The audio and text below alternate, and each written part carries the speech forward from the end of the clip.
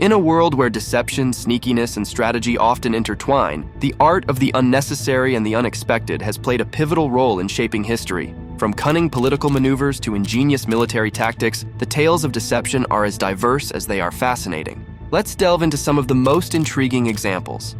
The 100 Flowers Campaign. The 100 Flowers Campaign name originates from a classical Chinese poem by the Emperor Mao Song of the Tang Dynasty. Let 100 flowers bloom, let 100 schools of thought contend. The campaign launched in China in 1956, and the main goal was to ask the people of China to share their thoughts on the governing party without the fear of any punishment. It was a complex maneuver by the Chinese government, masquerading as a step towards political openness. Led by Mao Zedong and the Communist Party, the campaign appeared to encourage a flourishing intellectual environment by welcoming a variety of viewpoints and innovative suggestions for national policy. This seeming shift towards free speech in a typically authoritarian state hinted at a new chapter of open dialogue. However, this was a deceptive tactic, a snare laid by the authorities, as intellectuals and citizens began to share not just constructive feedback, but also pointed critiques of the Communist Party's policies and leadership. The government's real agenda became apparent. The honest expression of dissent set off alarms within the party hierarchy. In a swift and harsh response, the campaign was abruptly halted, paving the way for the repressive anti-rightist movement. What started as a period of perceived tolerance quickly devolved into an era of severe crackdowns. Many who spoke out were branded rightists and faced severe consequences, including imprisonment and forced labor. Saddam Hussein's deception of his sons-in-law, 1995. Saddam Hussein, the president of Iraq, had two sons-in-law, Hussein Kamel and Saddam Kamel. Both men were not only related to Saddam by marriage, but also held high-ranking positions in the Iraqi government. In 1995, after continuous conflict with Saddam's son Uday, both Hussein Kamel and Saddam Kamel, along with their wives, who were daughters of Saddam Hussein, defected to Jordan. This defection was a significant embarrassment for Saddam, as they carried with them a wealth of information about Iraq's military and political secrets. While in Jordan, the sons-in-law disclosed information about Iraq's weapons programs, which was of particular interest to the international community, especially given the context of the Gulf War and ongoing tensions in the region. In a move that showcased his cunning and ruthlessness, Saddam Hussein publicly announced that he had forgiven the defectors and assured them that he would never hurt family, and of course he won't do harm to his daughter's husbands, and invited them to return to Iraq, promising them safety. Believing in Saddam's promises or perhaps underestimating his capacity for revenge, Kamel brothers returned to Iraq. However, upon their return, they were met with hostility and suspicion.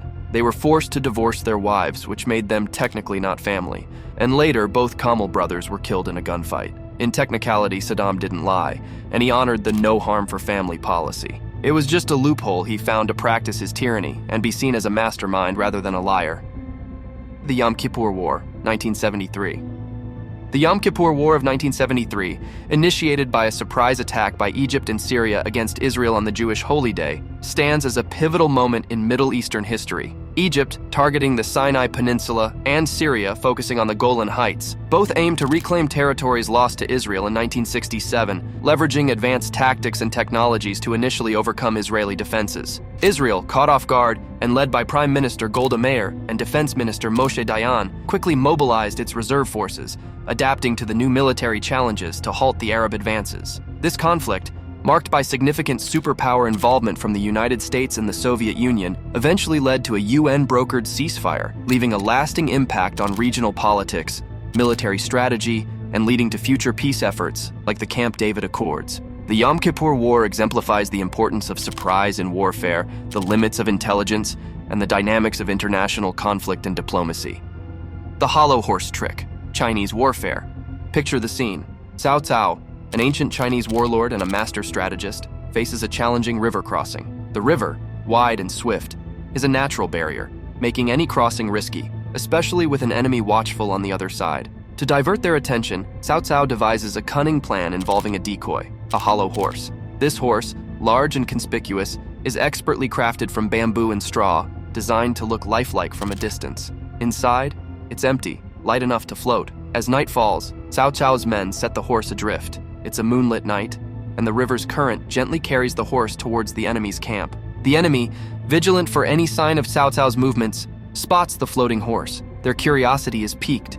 It's an unusual sight, after all, a lone horse drifting in the river. They dispatch a unit to investigate, suspecting it might be a trick, but the horse's harmless appearance and empty interior dispel their doubts. Their focus shifts to this mysterious, seemingly benign object. Meanwhile, Cao Cao seizes this moment of distraction. His army, in small detachments, begins the river crossing at a distant, unguarded point. They move silently, blending into the shadows. The enemy, fixated on the hollow horse, fails to notice these movements. As dawn breaks, Cao Cao's army has successfully crossed the river. They are now in a prime position to launch a surprise attack. The enemy, realizing too late that they've been outmaneuvered, scrambles to respond, but Cao Cao's forces have the advantage of surprise and position. The Cherry Tree Caper, Cold War. A gift of Great Seal of the United States by the Soviet Union to the U.S. ambassador in 1945 was a fascinating example of Cold War sneakiness. This seemingly innocuous gift, a beautifully hand-carved wooden plaque, was hung in the ambassador's office in Moscow. However, in 1952, it was discovered that this seal contained a highly sophisticated listening device known as the Thing, designed by the famous Soviet inventor, Leon Theremin. The device was passive, meaning it didn't require its own power source. It was activated by radio waves from an outside source, making it very difficult to detect. This ingenuity allowed the Soviets to eavesdrop on conversations in the ambassador's office for 7 years before it was accidentally discovered by a British radio operator. Similarly, the CIA's once uses of a fake tree to surveil the Soviet Union's embassy in Washington, D.C. This tree was not a typical piece of flora. It was ingeniously designed to function as an antenna, disguised to blend seamlessly into the natural environment. This allowed the CIA to conduct eavesdropping operations on the embassy, gathering valuable intelligence without arousing suspicion. The use of such a tree highlights the level of creativity and technical prowess employed in espionage activities during this period. It was a clear example of how everyday objects could be repurposed for complex surveillance in the high-stakes international games. These stories not only demonstrate the ingenuity of human strategy, but also serve as reminders of the thin line between trust and betrayal in the realms of politics and warfare.